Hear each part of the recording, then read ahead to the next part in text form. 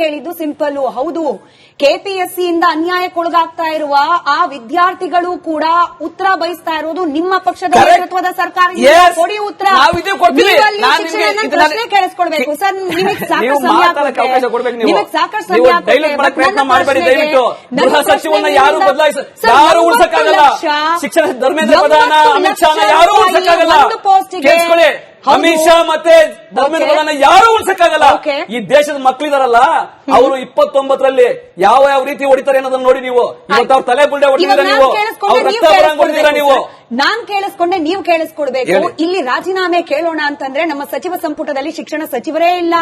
ನಾವು ಉತ್ತರದಾಯಿತ್ವ ಕೇಳೋಣ ಅಂತಂದ್ರೆ ನಮ್ಮ ಮುಖ್ಯಮಂತ್ರಿಗಳು ದೆಹಲಿಯಲ್ಲಿ ಪ್ರತಿಭಟನೆಯಲ್ಲಿ ಕೂತಿದ್ದಾರೆ.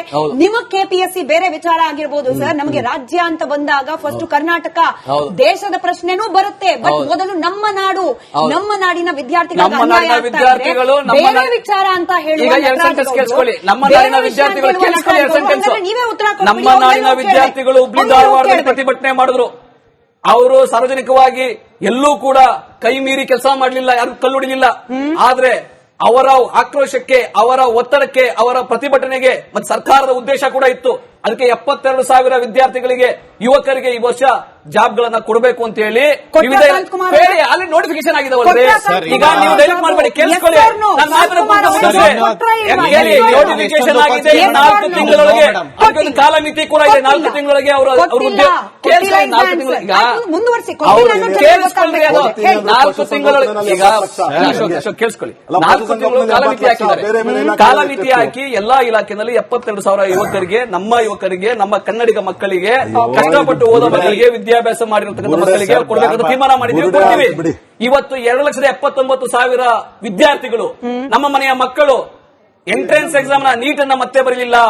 ಅವರಿಗೆ, ಅವರ ಖಿನ್ನತೆಗೆ, ಅವರ ನೋವಿಗೆ, ಅವರ ದುಃಖಕ್ಕೆ ಕೇಂದ್ರ ಸರ್ಕಾರದ ಸಾಂತ್ವನ ಏನು? ಕರೆಕ್ಟ್. ಲಾಠಿ ಏಟ, ಕರೆಕ್ಟ್. ಲಾಠಿ ಏಟ, ಬೂಟಿನೇಟ, ಬೂಟಿನೇಟ.